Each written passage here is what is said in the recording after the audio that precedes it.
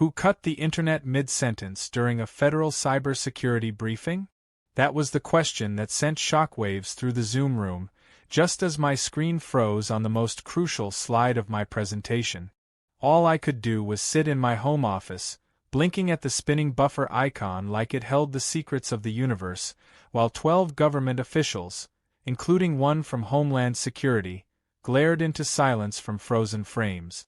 And as my phone exploded with texts asking what the hell happened, I bolted out the front door to find Karen from the HOA smirking beside a backhoe, casually sipping an iced latte while one of her goons rolled up the severed fiber optic cable like it was garden hose. "We don't allow unapproved utility lines," she said, as if she hadn't just torpedoed a six-figure federal contract and ignited the pettiest tech war this neighborhood would ever see. It wasn't just a dropped call. It was a financial wrecking ball. That meeting was supposed to finalize my company's emergency communications deployment protocol. We were pitching to coordinate nationwide mobile towers in disaster zone. I'd worked on the architecture for over 6 months. When the feed went dead, I watched my career prospects unravel like loose thread from a cheap sweater. I didn't panic. I took screenshots of the outage report, time-stamped everything, and marched straight to the property's utility trench, where the real chaos began. The cable had been cleanly sliced and yanked out with what looked like surgical precision. I knelt down and stared at the mangled mess, my brain trying to process how this happened when my line was legally approved by the city and installed underground with a permit. That's when Karen strutted over with her sunglasses perched like a crown of judgment. She waved a paper in my face. The HOA's amended bylaws. "We've updated our rules. All non-community approved installations are subject to removal. Visual clutter and underground lines disturb the harmony of our aesthetics." I stared at her. My line wasn't visible. It ran 6 feet underground, buried during construction, flagged, and marked according to city code. But Karen wasn't concerned about fact. She was concerned about power, control, the ability to make someone like me, quiet, techie, not prone to drama, feel small. "But this is a private connection," I protested, trying to keep my voice level. "It's not even visible to the neighborhood." "Doesn't matter," she said flatly. HOA voted. "It's a safety concern now." I looked around. Nobody else was involved. Just Karen and her 2 favorite lackeys from the board, both looking like they hadn't read a single legal document in their lives. The whole thing was orchestrated behind closed doors. No notices, no warning, no community discussion. They treated my lifeline like it was just another branch to prune. I knew then this wasn't just about my cable. Karen had been on a rampage for weeks, enforcing every little HOA clause with increasing intensity. One of my neighbors got fined for having unsanctioned solar panels, another was cited because her porch lights weren't HOA warm white. This was about domination. And in my case, it was personal. You see, I wasn't just some guy who liked tech. I was a network architect who specialized in rapid deployment telecom solutions. I built signal infrastructures for field hospitals, disaster shelters, even military-grade operations. When hurricanes knocked out entire grid sectors, it was me and my team they called to restore communications. Karen had no idea that she hadn't just messed with someone who depended on internet, she'd declared war on someone who built it. That night I didn't stew. I didn't rant on Nextdoor. I got to work. I pulled up the specs on my laptop, using mobile tethering, of course, because I still had my emergency backup. I started mapping signal coverage. I contacted a landowner who owed me a favor, and within 24 hours, I had leased a sliver of hilltop terrain just outside HOA jurisdiction. I didn't need a lot of space, just enough for a few 35-foot masts and a mobile base station. I filled out federal filings under Emergency Communications Operations, flagged the project under Infrastructure Enhancement Protocols, and submitted a notice of wireless facility activation. It was legal, protected, and fully within my rights. The next day, a contractor arrived to install an unassuming concrete foundation. Karen showed up halfway through, demanding to see permit. I handed her a folder 3 inches thick. She flipped through the first page, turned red, and tossed it back with a sneer. "Satellite dishes now?" she snapped. "This isn't a war zone." "Not yet," I said coolly. "But you're working on it." I didn't build a simple signal tower. I built a system: mesh repeaters, directional antennas, and a smart access filter that allowed me to control access by address. The Wi-Fi was fast, reliable, free. It stretched for miles, covering every neighborhood around us, every school and park, and even the local fire station. But not the HOA. Not a single byte passed through to their block. I blacklisted every house in the directory. My system could bypass VPN masking and IP switching. If you lived in Karen's domain, you were surfing the dark ages. Meanwhile, neighbors outside the HOA started hearing about the mystery Wi-Fi that didn't drop, didn't throttle, and didn't charge a dime. I anonymously named the network free-to-all_except Karen, and let the memes write themselves. But I wasn't doing this for laughs. I was setting the tone. Karen had snipped my connection thinking she could sever my access to the world. But what she really did was give me a reason to build something bigger than revenge. I was giving power back to the people, one signal bar at a time. And Karen? She was about to learn what it felt like to get ghosted by the entire. The thing about building something revolutionary in plain sight is that most people won't recognize it until it's already changing their lives. For the next few days, I worked quietly, avoiding drama, letting the neighborhood gossip swirl around what I was doing up on the hill. The base foundation for the main mast was poured, the solar array was mounted, and the first antenna tower rose like a steel skeleton against the sky. A local crew helped erect it under my supervision, and even they didn't fully understand the scale of what I was putting together. To them, it looked like just another wireless relay. To me, it was the backbone of a hyperlocal mesh network with targeted filters and smart routing AI. I had built systems like this in post-hurricane zones, where cellular and broadband were down for weeks. This wasn't just a Wi-Fi project. It was infrastructure warfare. Karen, naturally, came sniffing around again. She drove up in her beige SUV, parked way too close to the work zone, and stormed over with her clipboard and an expression that suggested she thought frowning could stop progress. She demanded to see new permits, zoning clearance, noise evaluations, tower height limit. I handed her a binder containing copies of everything. City permit approvals, FAA compliance for the tower height, RF safety inspection report. She flipped through a few pages and immediately accused me of fraud. "This is a residential area. You can't just build commercial towers," she snapped. "That's the beauty of it," I said, keeping my voice calm. "It's not commercial. It's classified as emergency communications infrastructure, filed under the Telecommunications Act. I've also partnered with a local first responders group to provide backup signal if their lines go down. So unless you're arguing with FEMA next, you might want to step back." She stood there, squinting at me, clearly not used to people who read more than her HOA bylaws.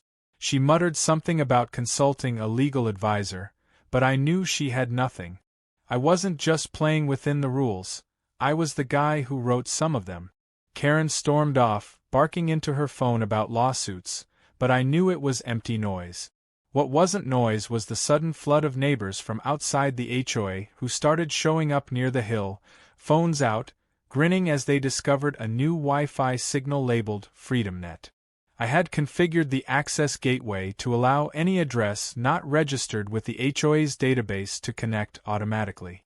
Password-free, high-speed internet poured through their devices like manna from the digital heavens.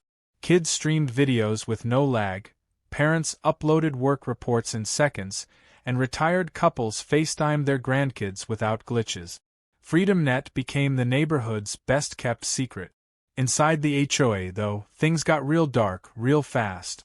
Karen sent a warning letter to all residents, accusing a certain unnamed neighbor, of setting up a rogue signal that could potentially cause interference with official HOA-endorsed internet providers. That would have been funny if it wasn't so desperate. The irony was thick. She had cut my legally installed line, declared war on my bandwidth, and now she was trying to spin it like I was destabilizing her rule. What she hadn't counted on was how thoroughly she'd underestimated how tired everyone was. The constant fines for minor violations, the over-policing of lawn decor, the surveillance-style patrols on golf carts, they were all starting to pile up. I heard whispers of neighbors considering a petition. Some even asked me directly if I would run for the HOA board. I laughed it off at the time. I wasn't interested in their politics.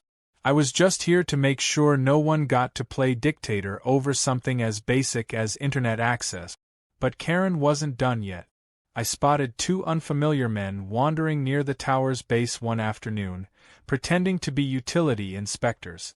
I approached casually, hands in my pockets, and asked who sent them. They mumbled something about a noise complaint. When I asked for ID, one of them showed me a laminated card that looked like it had been printed on a home computer. I asked if they were there on behalf of the city. They left without answering.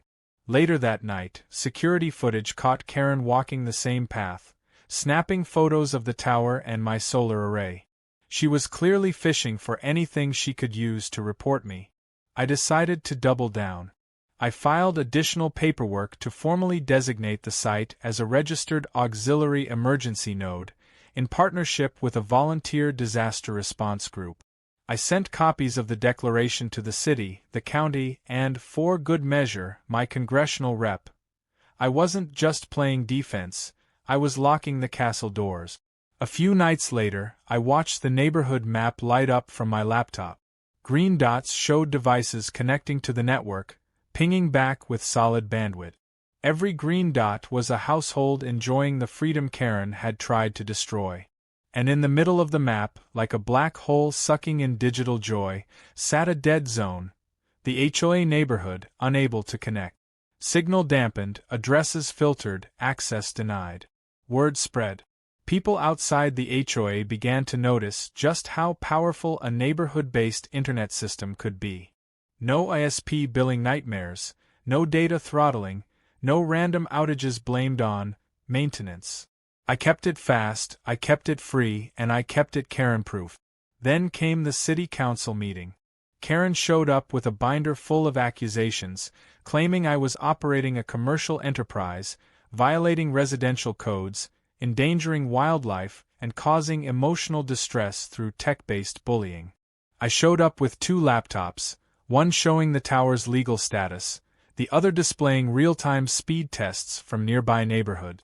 I walked the council through every permit, every FCC regulation, and then played a short clip, security footage of Karen, under cover of night, trying to dismantle my repeater node with a wrench.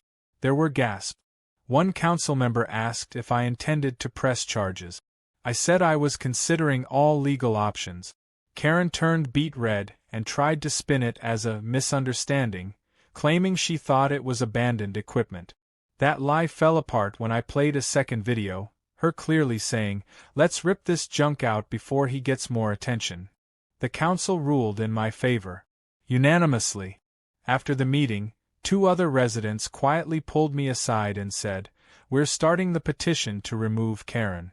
You have our support." I didn't smile, not right away. I just nodded, knowing full well the signal had only just started to spread, and the real blackout was just beginning for her.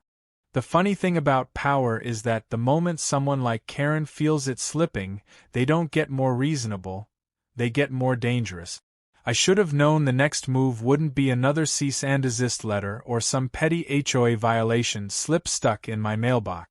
No, this time Karen wanted to escalate. And sure enough, she did it the only way she knew how: sabotage. It started with a beep from my security alert system in the middle of the night. My cameras had picked up motion near the perimeter of the hilltop tower, and I groggily checked my phone to see 2 silhouettes creeping along the fence line. I watched, half awake, as one pulled out a bolt cutter and started testing the locks on the gate. The other held a flashlight, shaking nervously, clearly not expecting the infrared cameras to catch their every move. I didn't bother calling the HOA or confronting them. I called the police. By the time the squad car arrived, the two trespassers had backed off, but not before yanking on the signal repeater and damaging one of the solar connections. I met the officers at the hilltop and reviewed the footage with them. When I zoomed in and enhanced the video, there it was. Karen, in her unmistakable beige trench coat and ridiculous matching sun visor, smirking as she whispered something to one of the men. She didn't even wear a mask. That's how confident she was that she could get away with it.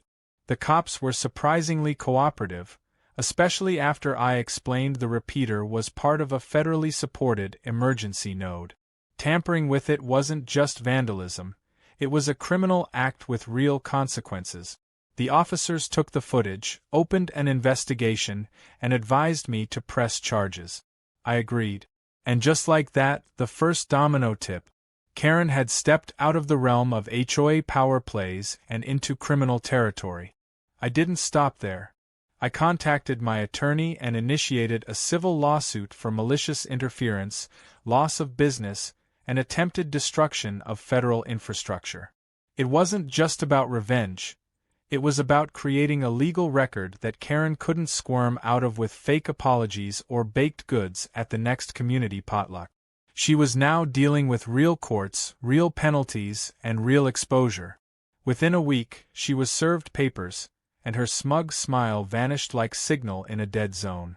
But she still had one last trick to play. The HOA, desperate to save face, called an emergency board meeting. Karen pushed a vote to formally file a cease and desist order against my tower, citing community, safety concerns, and unlicensed radiation levels. I showed up to the meeting with a stack of printed FCC compliance reports, radiation safety certificates, and even a glowing letter from the local fire chief who was using my tower as a backup signal node. The meeting turned into a circus. Karen stood at the front of the room ranting about how the tower was giving her headaches, how her plants had stopped growing, and how she believed her cat was losing fur because of my illegal frequencies. Someone in the crowd muttered, "It's a Siamese, Karen, they're supposed to look like that," and the entire room burst into laughter. Her grip was slipping. When I was finally allowed to speak, I laid it all out. The sabotage, the footage, the legal filings, the permit. I reminded them that not only was my system legal and helping others, it was only restricted in this HOA because Karen had made it personal. I had the ability to grant access to everyone in that room instantly. All they had to do was vote her out and reverse her petty blacklisting order. That night, the board didn't vote on my tower. They voted to hold a recall election. Karen's mask cracked the moment she realized the very rules she'd clung to for years could be used against her. She had spent so much time weaponizing the HOA bylaws that she forgot one key thing. Those bylaws could also be used to remove her. The petition started circulating that same night. At first, it was whispers. Then it was signatures. Then it was door-to-door campaigning. By the end of the week, more than 70% of the residents had signed in favor of the recall. They were tired of the fines, the fear, the silence. My tower had just been the spark. Meanwhile, my signal continued to grow stronger. With the replacement repeater installed, I extended the range further, and soon businesses outside the HOA started asking if they could link into the mesh. I gave them temporary access codes. Local cafes, a small library, even a food pantry started benefiting from what Karen had tried to destroy. The irony? Her own house still couldn't connect. The blackout stayed, until the community decided otherwise. But even as the tower flourished and Karen's support eroded, I kept one eye on her. Because people like her don't give up, they plot. One morning, I got a letter from her lawyer claiming defamation. According to her, my actions had caused emotional anguish, public humiliation, and mental trauma. She was demanding I issue a public apology and pay damages for what she called targeted technological harassment. I responded by uploading the original security footage of her attempted sabotage, with time stamps and audio included, to a public Dropbox link. I then shared that link with the entire HOA mailing list. The subject line of the email? Truth always has full signal. The next day, the lawsuit was withdrawn. No apology. No payout. Just silence. What Karen didn't understand was that she had picked a fight in a world she didn't understand. In her world, power came from rules and intimidation. In mine, power came from knowledge, logic, and the quiet satisfaction of watching a tyrant buffer endlessly while the rest of the world streamed on without her. And while she scrambled to hold on to her crumbling empire, I wasn't done. Not even close. Because the real punishment hadn't started yet. That was coming soon, in the form of a community she no longer controlled, a vote she couldn't manipulate, and a signal she couldn't block.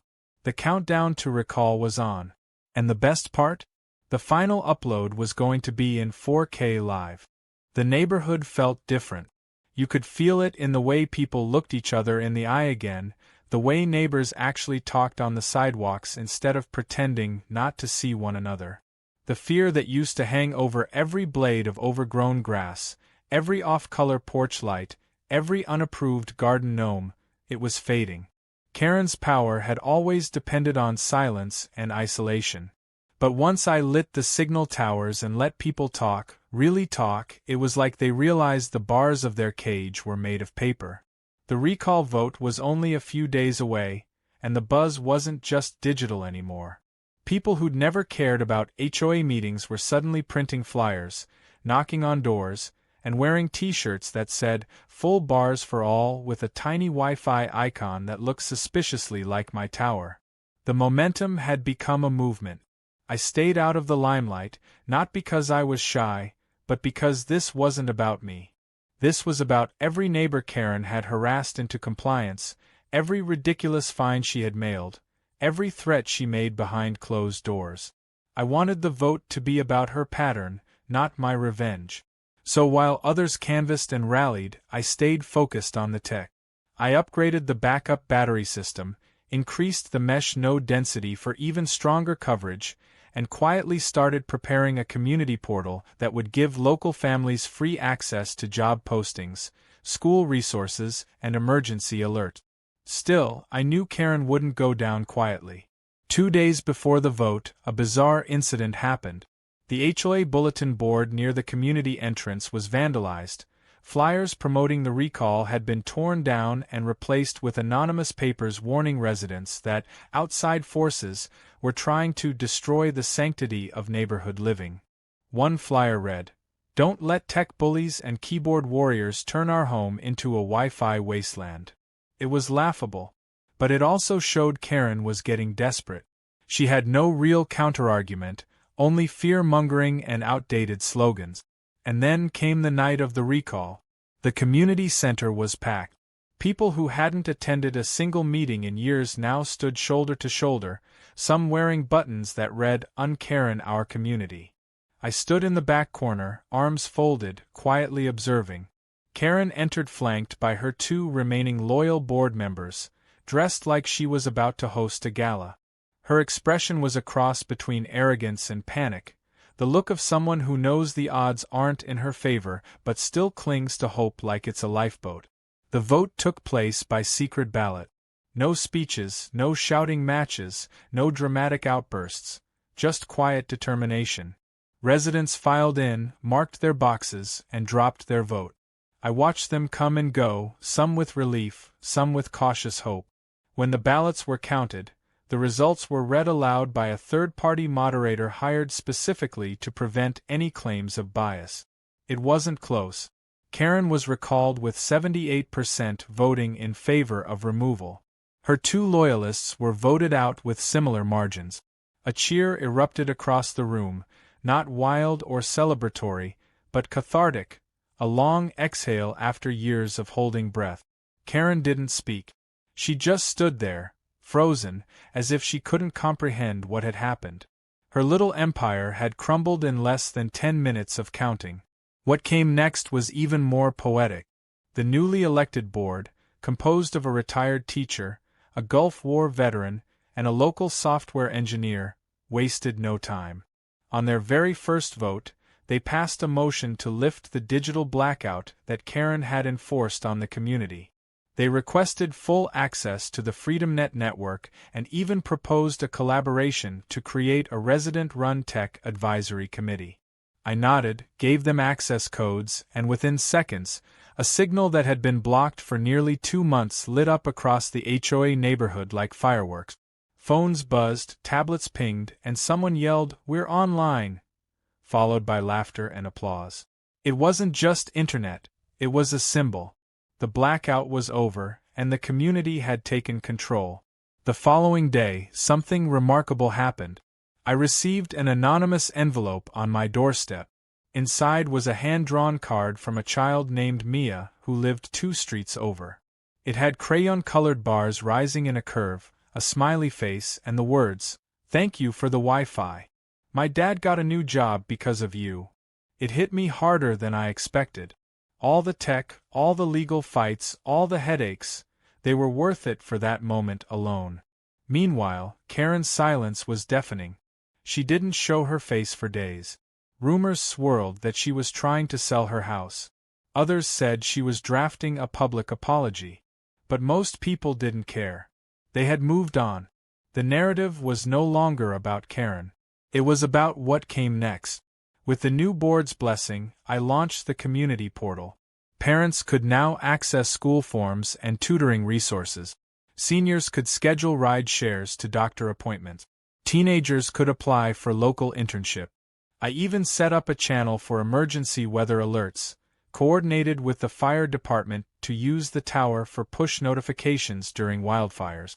The network wasn't just signal, it was connection.